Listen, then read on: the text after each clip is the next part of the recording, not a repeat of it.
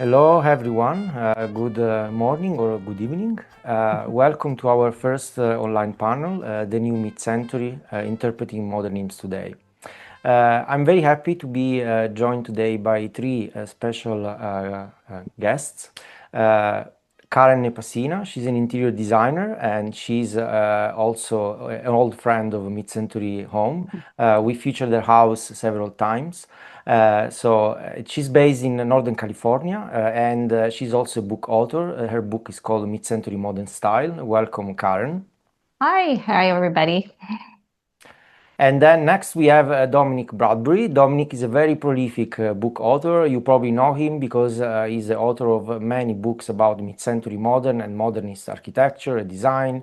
And so I'm sure you have saw his name on many books so far. Maybe you have some of them. His latest book is called Mid-Century Modern Designers, published by Phaidon. Welcome, Dominic. Thanks, Marco. Thanks for having me.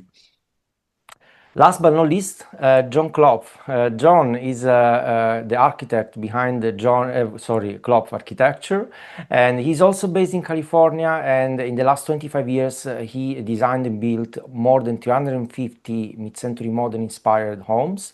And I like to add that he's also an expert of Eichler home renovations. We featured his work many times on mid-century homes. So welcome back. Thank you very much. Pleasure to be here.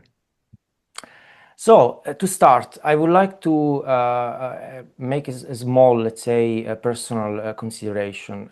Preparing for this panel, I asked myself, what do I like about mid-century modern so much? And the answer, I believe, is that these designs and these houses were built beautifully, but most importantly, they had people at the center, the people needs. And that's why I believe that they are still relevant today, because our needs have changed, but some needs are still there and they are not changed. And these houses and designs represent them and fulfill them perfectly. So to start our conversation, John, I would like to ask you, how much do you think that our needs, living needs, have changed in the last 70 to 80 years? And also, what do you think still makes sense today that was so relevant back then? Yeah, certainly needs have changed a lot, but you touched on sort of an important fundamental about modern design and the modernist ideology that the design should be centered around the people who are going to use the design in terms of their culture, their physical needs, their well-being, mental state, and so forth. Part of what we find relevant today at these homes is a feeling of scale. They're scaled to the human dimension, the feeling of connection with nature, allowing nature to animate spaces and allowing architecture to become a backdrop for the timeless and beautiful nature around. Connection from the inside to the outside through large panels of glass, doors that open in single-story homes that walk out into single-story patios and decks in a number of cases, and that is universal. The amount of balanced light coming into the space, the amount of connection to nature that these homes provide, and then how have things changed? Well, with the Japanese concept of borrowed landscape, which is the idea that the walls of the room break down and the yard and nature become the boundary of the space, making the space feel much larger than it really is, only goes so far. It seems to work the best in the public spaces for these homes. And in the bedrooms, there's just not enough space for today's needs. People maybe in the 50s had much less furniture, fewer items of clothing, a different expectation for the amount of toys a child would have, different amount of heirlooms that have been passed down from generation to generation that might be clogging up a home. In other words, there was much less need for storage or space. So things have changed there. We prefer some bigger spaces now. And then the culture has changed in that at the time the homes were built, there was a predominant feeling that there needed to be a separation between the kitchen and the work area for what was, stereotypically determined as the woman's area of the home, and the open living spaces, which was stereotypically determined to be the men's area, which you can see in the historical photographs of these homes, how they were marketed. Uh, People don't live like that anymore, at least around here. Uh, People want to have that connection between the kitchen, the work areas, and the rest of the space.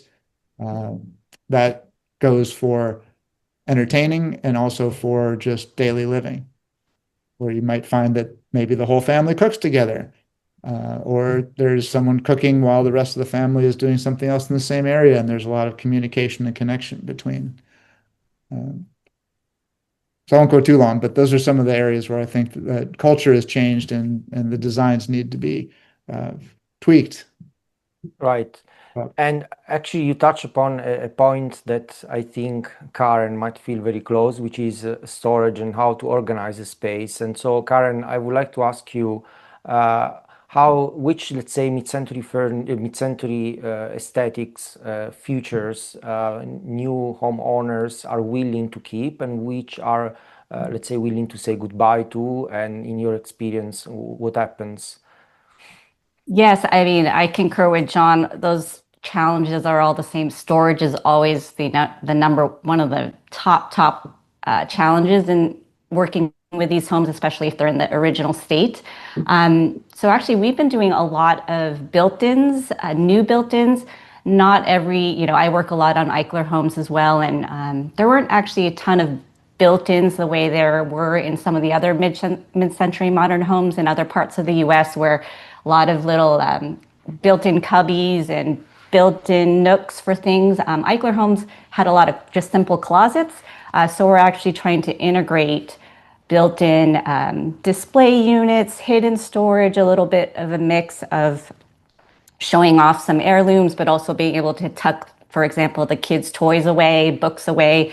So you have a little access to things, but you don't also see things all the time, because honestly, with busy families, busy life, not everyone lives super minimal, but you want to have the minimal feeling of a house, but you also want to be able to shove some things and put a door in front of it, and still feel like you're living a little bit with simplicity, but also true day-to-day functionality. So it's been fun to integrate custom designed bookcases and shelves. And we also want it to feel like we're not putting an entire new piece of furniture in and just sticking in a room to shove the toys in. What makes it kind of true to trying to be minimalistic and modernist is to integrate it into a wall or into an existing closet, so that it seems that was there the whole time. But it actually took a lot of effort to put something into a space but make it look like it was there, even though we do a lot of planning to make sure it looks like it had been there all the time. I can imagine it's sometimes it must feel like playing Tetris, isn't it? Yeah, yes, exactly. And Dominic, I mean, because of your books and your researches, you came close to many different type of houses all around the world. So what's your take on this? Yeah, it's interesting how certain things crop up wherever you are in the world. So, I mean, we've visited a lot of houses, mid-century houses that have, required renovation. Sometimes the same family, has been living in that house for generations. Perhaps sometimes it's, someone who's come in to the house more recently. But whether we're in America or Spain or Scandinavia, certain things sort of crop up every time. And those things, I think, include, for example, flat roofs. So, around the time that these houses were built, certain technologies like flat roof structural systems were sort of in their infancy. They were still being experimented with. So, for example, we were looking at a house near Barcelona just the other week, and the owner had grown up in the house. He'd lived in the house sort of off and on for his entire life. And he said one of the biggest problems was this leaking flat roof that needed to be sorted out. And then I think a couple of other things that just sort of crop up again and again, partly because this was, cutting edge sort of construction technology at the time, was failures in glazing systems, perhaps, or where the glazing is, particularly in cold climates, is not performing as well as it could do in terms of today's, energy saving requirements. Yes.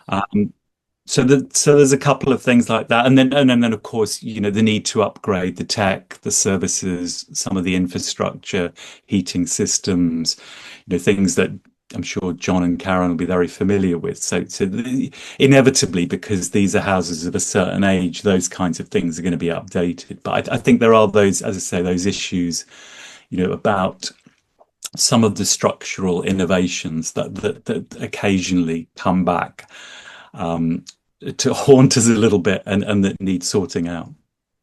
I know, Karen, you are also a fan of flat roofs, isn't it?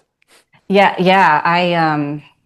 I love the look of a flat roof house. I have partially flat roof Eichler, but we do have a bit of a peak.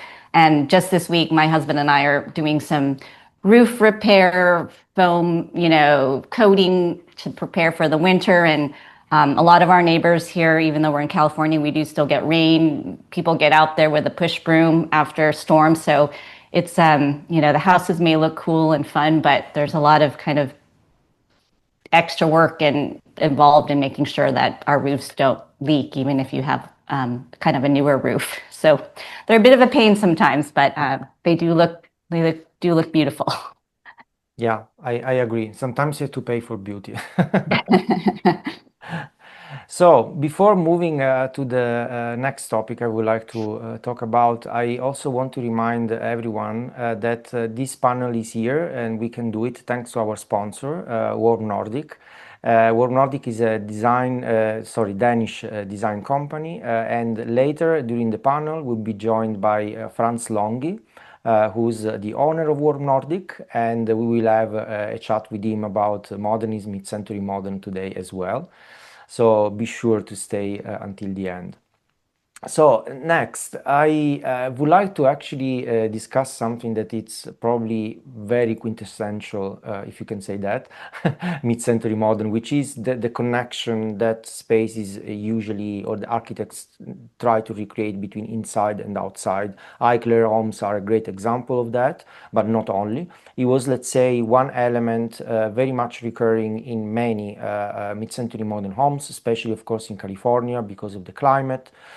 So this is something that it was very popular back then, and for different reasons start becoming less popular over the years, over the decades.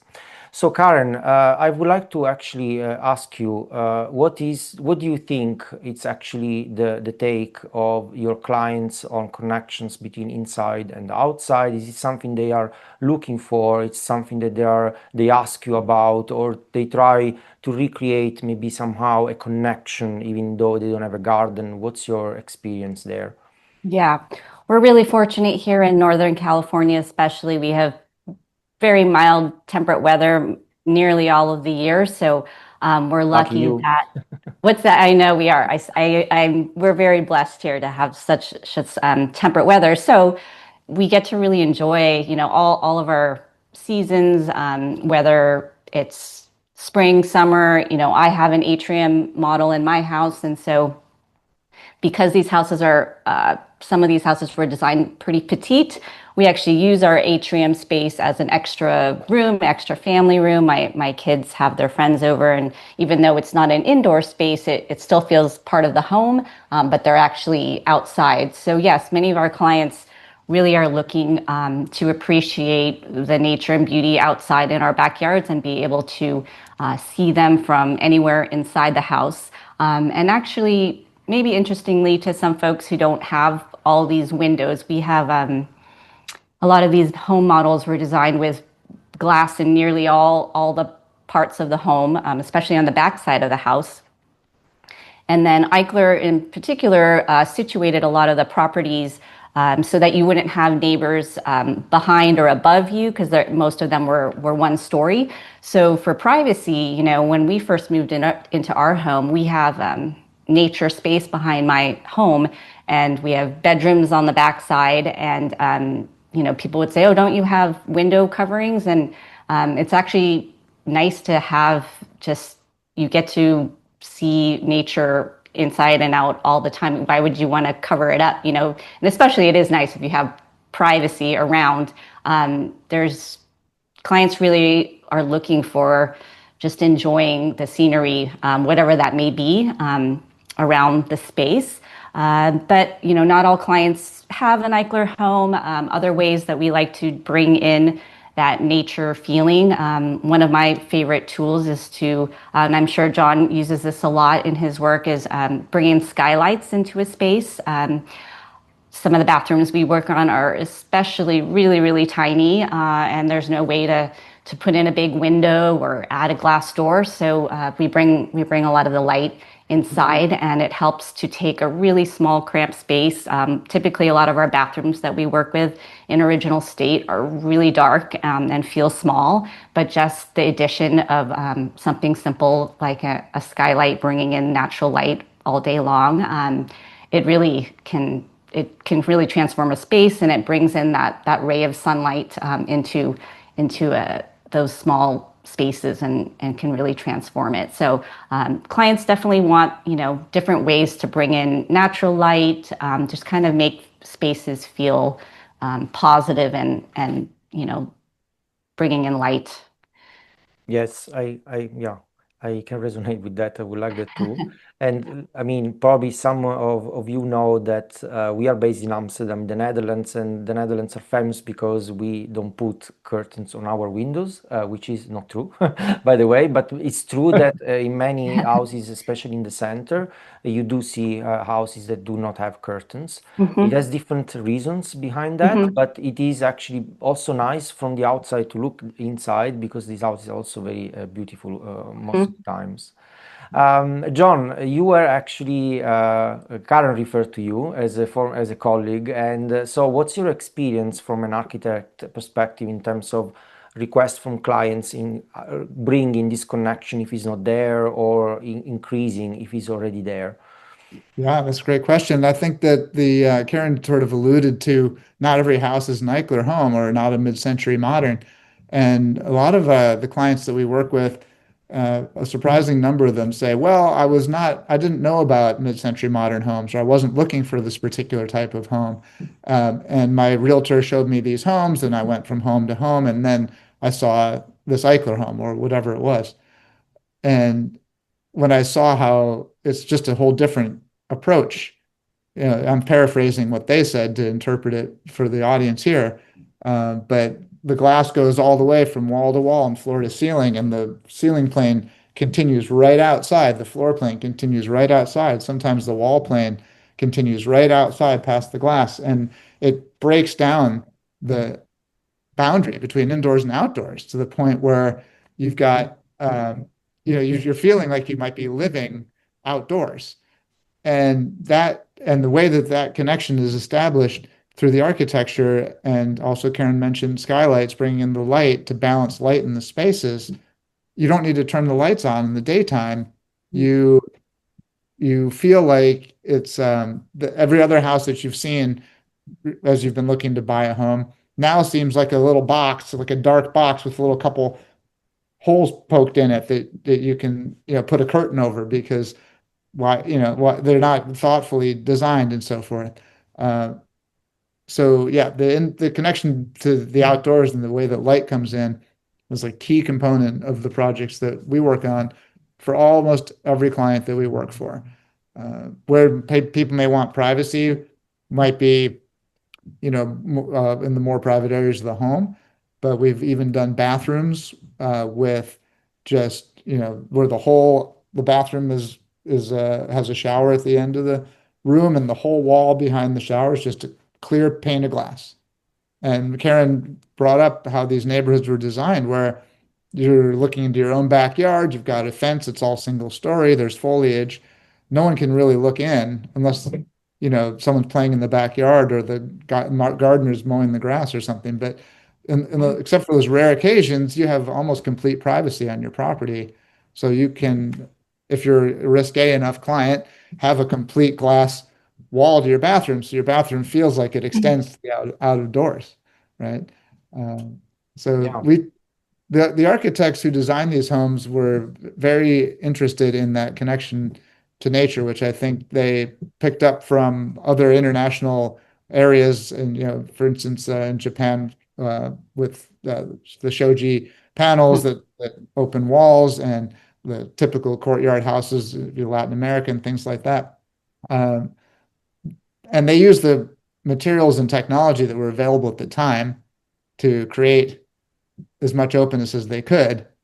And when we do these projects, we like to think, okay, what would those architects with access to today's technology and with living in today's culture do differently? What would they? And so we're going to push it more. We're going to push that openness factor as much as we can for most projects.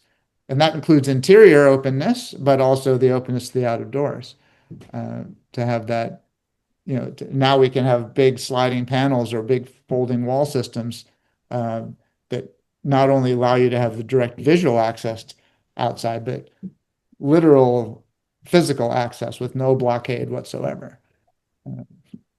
That's, it's very encouraging. There is hope also for non-mid-century modern homeowners to actually have that feeling. It's really nice. And we do feature actually very often modern homes that do respect these same values and have these characteristics you were talking about as well, John. And Dominic, we touched on a couple of times already on the fact that not everyone lives in a mid-century house and not everyone lives in California. So can you give us, based on your experience, an international overview of how this topic has been actually treated by architects around the world? We have great examples around. We were talking about that before the panel started. So what's your thought about that? Yeah, I think absolutely. As you said before, it's this inside-outside relationship is one of the big themes of the mid-century periods, especially in residential. And it's interesting to see how that theme reappears all around the world, but in different ways. So, I mean, John and Karen talked a little bit about America. I mean, I think tropical modernism, for example, treated the inside-outside relationship in a different way. So, for example, if you look at the work of Geoffrey Bower in Sri Lanka, the inside-outside relationship was absolutely fundamental, but it was much more porous. So, you would be looking at ways not only of circulating light, but of circulating air, and having that sense of open connection between inside and outside space. So that, a sitting room would literally flow into a garden courtyard or to an outdoor room. So, you would find ways of not only establishing connections to nature, but having air, cool air circulating around the house. And I think you also see that in Mexico or Brazil. So you see these themes sort of coming up again and again in tropical climates, in warm climates. But then I think it's sort of interesting then if you say jump to Scandinavia, that relationship, even in a completely different climate, is also incredibly important. So, if you look at the work of Alvar Aalto, I mean, again, the connection to landscape, to nature was absolutely fundamental to his work. But obviously he was working in a very, very different climate. So you find things like not only framing the landscape, but you might find, for example, a winter garden. So you would have, in the Villa Maria, Alvar Aalto's Villa Maria, you would have a winter garden. So a space full of light and full of plants that you can enjoy in the colder months of the year. Similarly, Jorn Utzon worked. I mean, I think John mentioned courtyard houses. So courtyard houses, not only appear in, say, North Africa or other parts of the world, or in Mexico with Louis Barragan, who loved courtyard houses, but also in Scandinavia. So Jorn Utzon famously experimented with courtyard spaces not only for his own home, but in housing projects that he designed, where, again, you create this connection between inside and outside space, but to a secure sort of semi-sheltered space. So even in the winter months, you might be able to sort of, step into that sort of semi-sheltered space for a while, or and also use that as a light well. So it's a way of bringing, as John was alluding to, you've got a way of bringing light right into the center of the house, and then you have the living spaces arranged around it. So courtyard houses, as I say, can be seen not only in warmer climates, you associate them with, Morocco, Mexico, other parts of the world, but in colder climates as well. And I mean, I live in Britain, so, we have a lot of You still have gardens, though. we have beautiful gardens. We have some beautiful summers. We have some grey winters.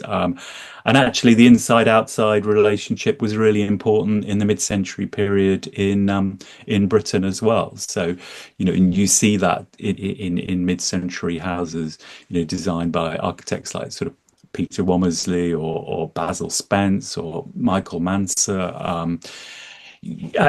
Surprisingly vivid and strong relationships between inside and outside space coming through, in the English countryside, or in different parts, in other different parts of Europe as well. So it's really interesting how, I mean, I think there's this sort of default perception of kind of Californian case study, inside outside, but actually it appears all around the world, including other parts of the world that we haven't talked about, like Australia with Harry Seidler's work, or it really is one of the big themes.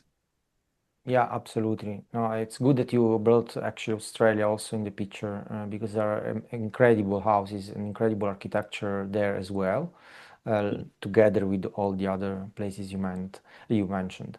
So as I mentioned earlier, actually before, I want to remind everyone that you should be able to leave questions. I believe there is like a question option on Zoom, so you should be able to leave questions. So if you want, please do so. If we have enough time at the end, we will go through them and I will ask them to the panelists. So feel free to leave your questions. And now I would like to move to our special guest, which I introduced earlier on, Franz Longhi, which will join us shortly. Franz will be let's say, the voice of our sponsor, which is Warm Nordic. As mentioned, Warm Nordic is a Danish design furniture company. I see Franz coming. Hello, Franz. Welcome. Hello there. Welcome. Thank you for inviting me, Marco, and the panel. It's always a pleasure to talk to you. Thank you. So I would like to introduce you properly. Yes. So Franz, apart from being the owner of Warm Nordic, has a very long career related to business and design. He's an avid collector of design, mid-century design, Scandinavian design, of course. And Warm Nordic is just his latest business adventure. They focus on bringing back to us and to the attention of the world forgotten Scandinavian designs. He did so successfully already with several pieces, like the egg chair probably is the one people might have seen the most from you, but not only. So Franz is, of course, here to tell us about modernism and mid-century modern. So what I'm curious, and it's something that we discussed actually earlier as well, Franz, when we met in Copenhagen, when you decide which, let's say, design piece to bring back in production, so to bring back to life, what are the criteria that you follow exactly to make sure that those pieces of furniture are not just re-editions and they are still relevant today, they feel modern and contemporary? What's your approach? Yeah, actually, it's a very easy task, to be honest, because there's a reason why modernism is called modern. Because most of the furniture from the 50s and 60s and even 40s are still very modern today. I have sometimes taking the chance to show furniture from the 50s that we are producing. Beside furniture, contemporary furniture, we have also contemporary furnitures, and ask guests or clients which of those two furnitures or chairs are old, which one is 70 years old, and which is new. And they cannot guess it. They look a long time, and they simply they don't know. And if they choose, they always choose wrong. They say, okay, this must be the old one. No, unfortunately, that's the contemporary one. So, I mean, that is also one of the reasons why the mid-century modern furnitures are so famous and well-known and cherished today, that they really are modern to look at. As an example, you mentioned the fried egg made by Hans Olsen, which is a very iconic architect we have in our kind of portfolio.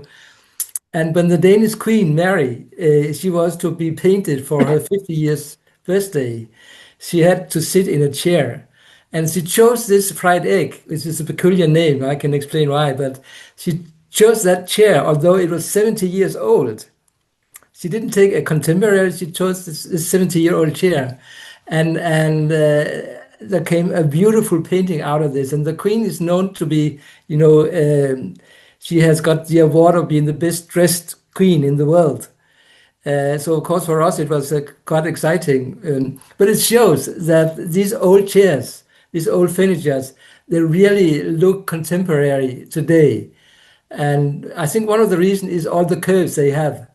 And that was also influenced from the time after the Second World War, when people, they looked at the moon and they wanted to go there and things like that. There was a lot of curves in the architecture and design. And as I see it, actually, if you look at in California, for instance, we have a lot of very exciting representatives from California here.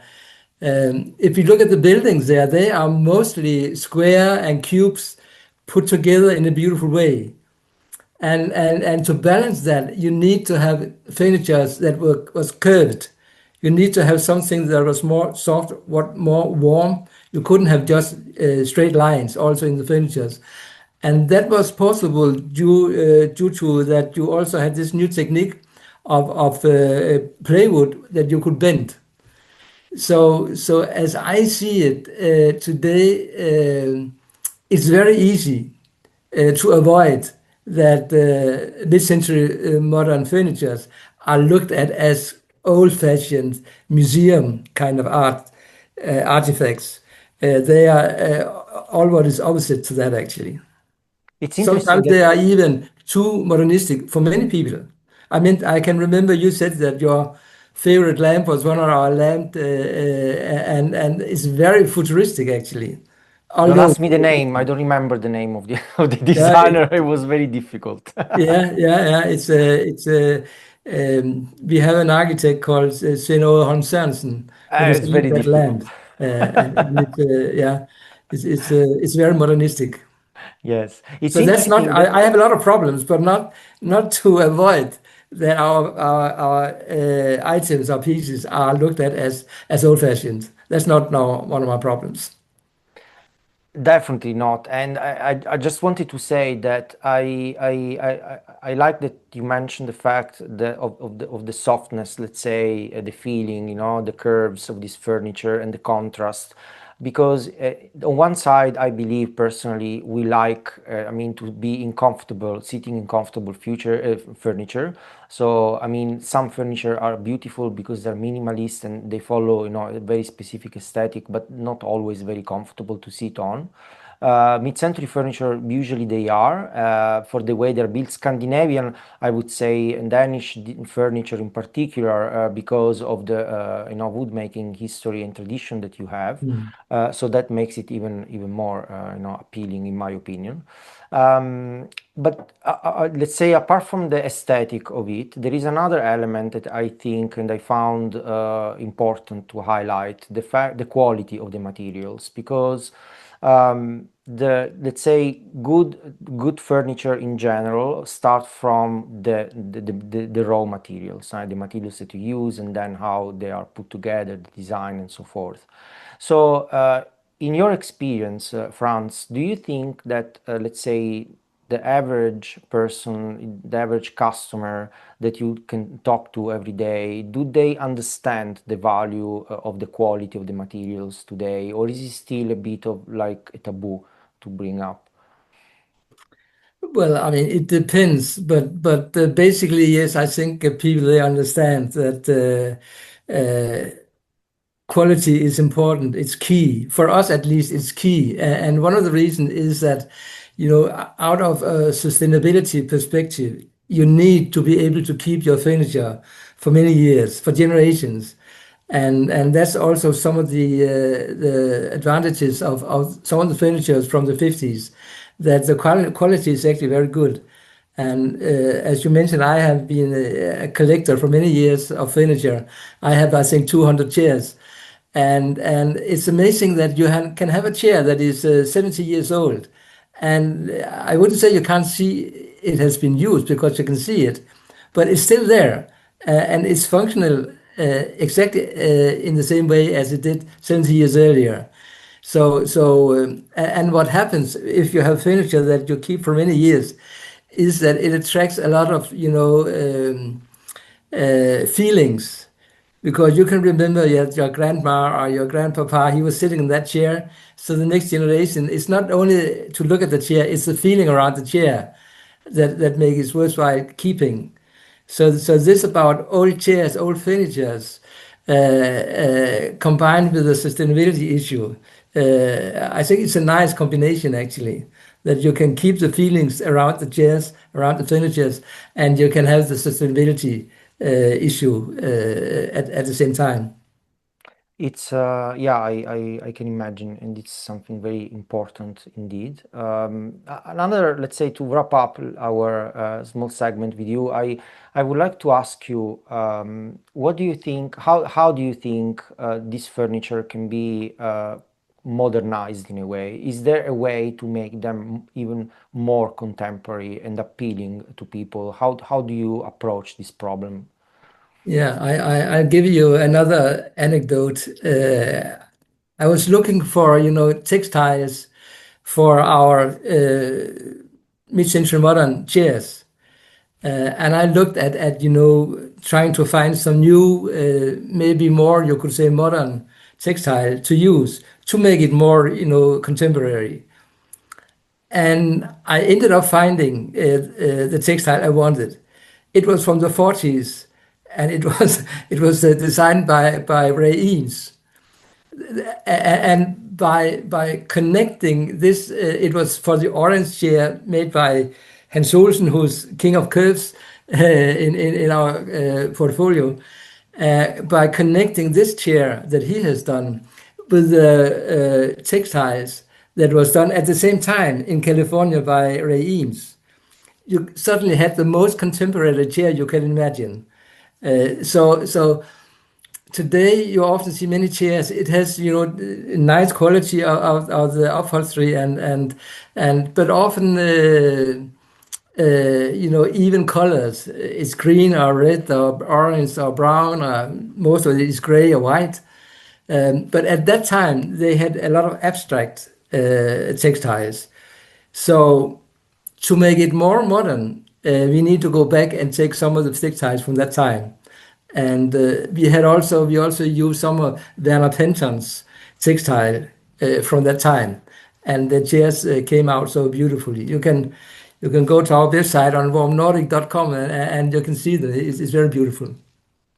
Yeah, I think I saw actually some of Yeah, them you when I was saw there in it, Copenhagen, and and I can confirm they're really, really nice. Also, the yeah, collaboration you did with the yeah, artist, it was very yeah. interesting. And For I people that are like the in, feeling that a mid-modern architect in California and a mid-modern architect in Denmark, they somehow come together after they have been dead for many years. in this particular chair. Yes. It's kind of celebration of what they did. In the end, is what you do the best, I would say. Bringing back, today what was is still beautiful after so long.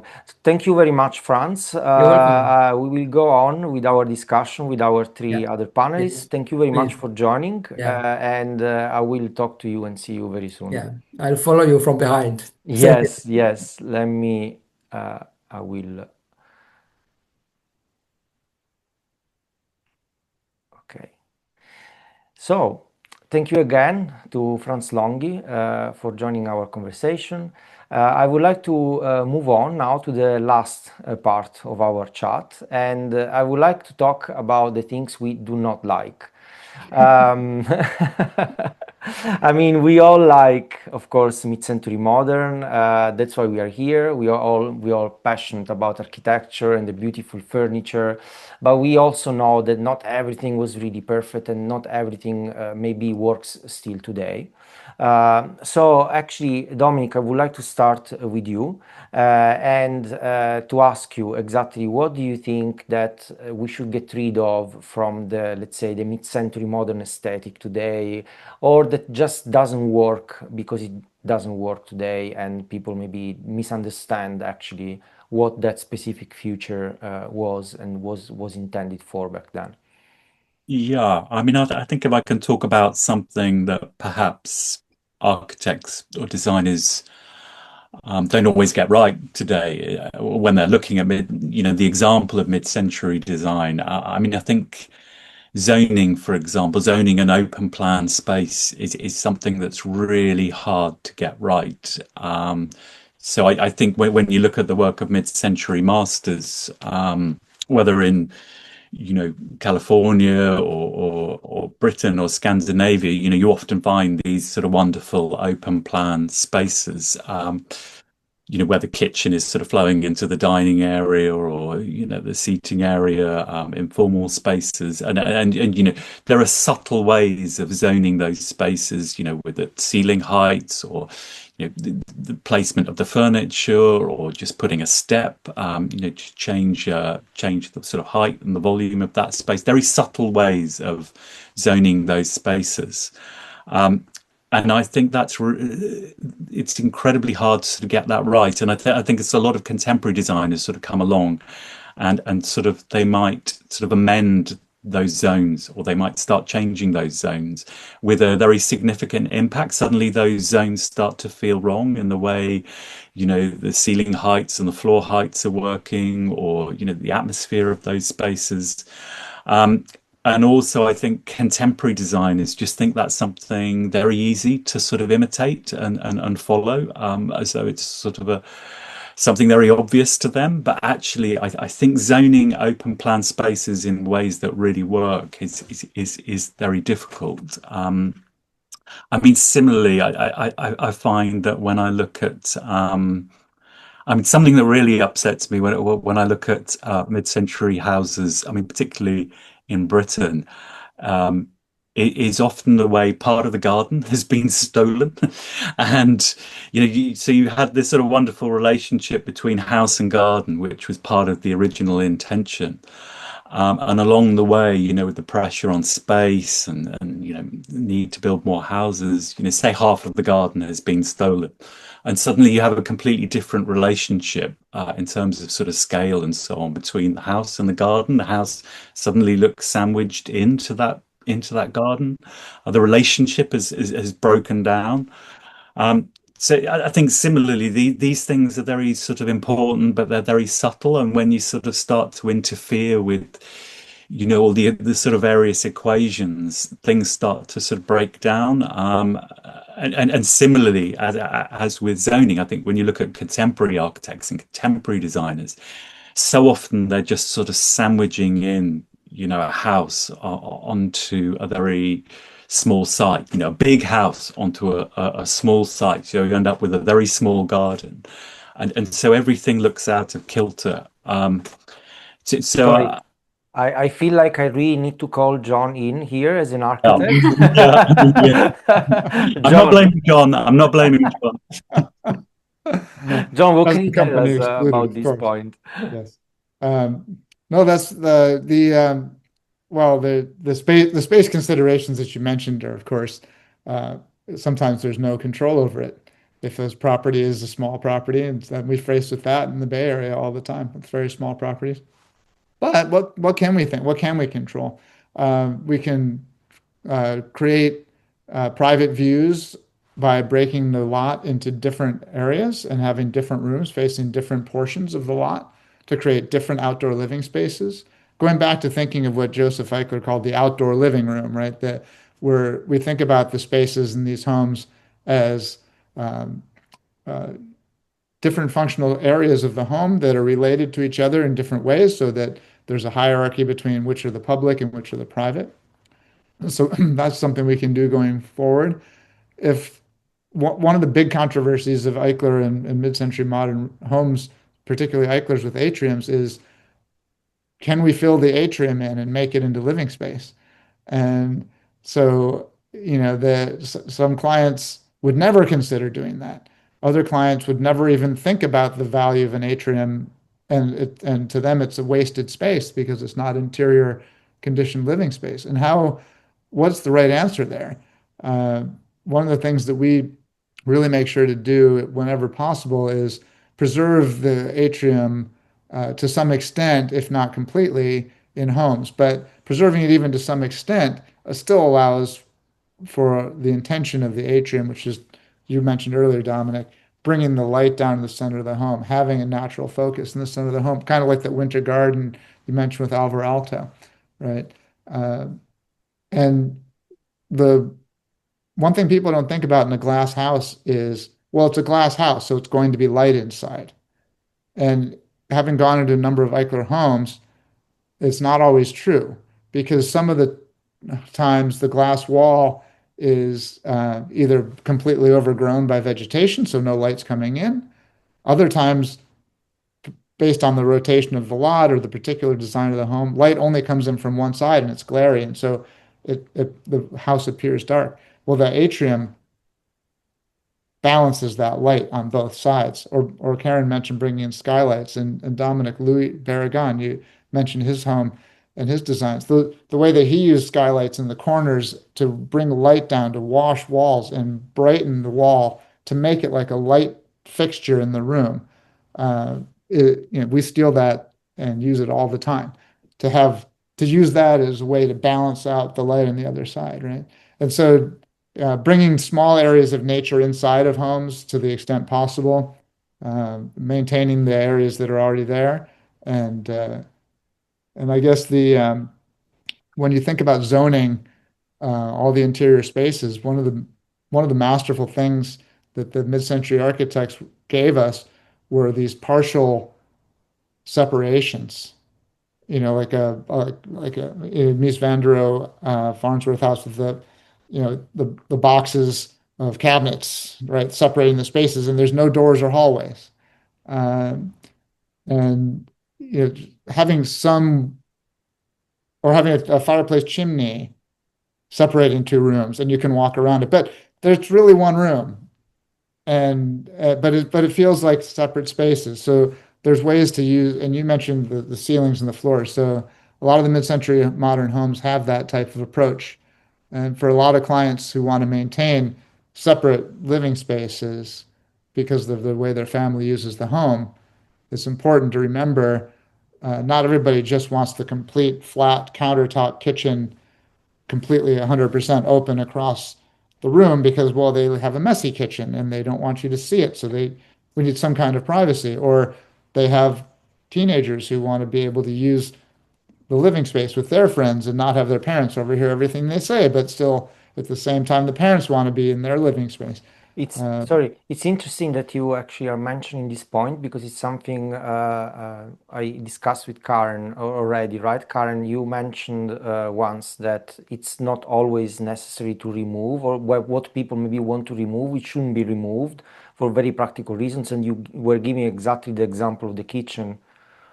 Yeah, that's come up a lot. And as both John and Dominic said, the space planning is always a challenge. And I feel like outside of the mid-century modern world now, it's become kind of a trend design theme of I want open everything. And when we work with these homes, I'm always really cognizant of the fact that they were designed by architects, and there were a lot of partial privacy. I love that there were a lot of these half walls or the cabinets between the kitchen and a living space were commonly, the upper cabinets hanging from metal posts.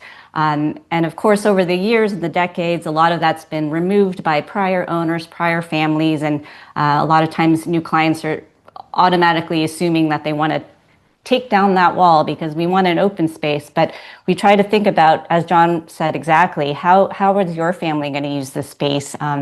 Especially those with young kids, they say, oh, I want to be able to see my kids. But then, in 3 or 5 or 8 years, a lot of things shifts on the way the family's going to be using the space. So I think it kind of goes back to how we all started talking in the very beginning, is just the function of the day-to-day for the people that live in that home. And every homeowner and set of homeowners is different, right? Whether they have kids, they don't have kids, they're single, they're retired. You just want to really be thoughtful on the space that we have to work with, how it was originally designed, and then what pieces of that originality do we actually want to keep. So we're actually kind of more recently bringing back in some of those elements that are now removed, partial walls or walls that had been removed. We're bringing back in upper cabinets so that, when those walls were removed, there goes all our storage. Where are we supposed to store kitchen items and, the things that we have today that we don't, all these appliances, so we're actually bringing back in some of the originality, but then, finding other ways to maybe, you don't bring it all back in a whole wall. Maybe we bring it partial, so you have a little bit of both, some partial storage, but then also a little bit of that openness that people feel like they don't want to feel closed in a kitchen. So, I think it's just down to how the people are living in the space and how can we best rearrange the spaces, but that still stays true to how these homes were originally thought through and designed. Yeah, that's interesting, right? To see how people relate to that today. And talking about relation, I know that many of our readers and followers have a very hard relationship, with painted bricks. So every time there is a white, let's say, painted brick fireplace, there is like so many comments pro or against it. So very quickly, I would like to hear your opinion on that. Karen, let's start from you. What do you think about from just mine is a very personal thing. I have my brick fireplace right here, and it's now original red brick. Mine had been put over with travertine tile and a travertine shelf back in the day that really wasn't quite fit in with how this house was built. So my husband and I personally, with a lot of hard work, took that all down so that we could get back to the red brick. So for me, I think, some of these materials, we don't build new with some of these things anymore. So I like to appreciate some of the pieces that were here all along, and I like to look at it. So I'm a natural. You're a preservationist. Natural fireplace fan, but that's just me. I'm very particular about. I love the old fireplaces, so I wouldn't want to mess with them. But that's my thought. Great, John. What's your take on this? Well, there's different types of bricks. There's concrete block, there's horizontal blocks and square Here we blocks. have the architect with the technicality. So I love this. So when you think about red bricks also come in different proportions and shapes. So when we're thinking about some of the homes that have beautiful proportional red bricks or concrete blocks that are stacked in a intentional manner, they're beautiful. And changing that would ruin, something that's artistic. And then there's other bricks that are your standard proportion brick, which is put in the running bond pattern that makes a block. And I don't feel partial to those particular bricks. And I don't know what kind Karen has. She didn't show us her bricks. Hopefully we can respectfully disagree. That type of brick fireplace looks a little bit too industrial, even for the post and beam style of the home to me. It looks a little bit unfinished, and so I would, in a lot of homes that have that type of fireplace, if it's blocking the glass wall, this is one of the pet peeves I have about the mid-century modern plans, which, by and large are amazing and beautiful. But one thing that I found that really turns me off in some of these plans is there'll be a glass expanse, but the glass expanse maybe has a huge fireplace chimney right in the center of it, or blocking a big portion of it. And it's working against that dematerialization of the wall that we were talking about earlier, that just lets you flow indoors, outdoors. If the fireplace is in that location, we may remove it completely. And if the customer would like a gas fireplace or some other type of electric fireplace for decorative purposes, can put it in. We're not using the fireplace to heat the home, of course. If the fireplace is going to remain and it's got, the running brick pattern on it that doesn't fit in with the rest of the materiality of the house, we'll have a full materials palette developed, and if the red brick doesn't fit in, we'll probably cover it. So we have done a lot of different approaches to fireplaces. I have to say that I agree with you. I mean, personally, I have nothing against painting bricks white. It depends on the context. If it makes sense, then why not? We don't live, in this principle-led world where this is good, this is bad. It's up to you. If you like it and it makes sense in your house, why not? Otherwise, like Karen said, she loves her fireplace, so keep it like that. So we have a bit of something for everyone.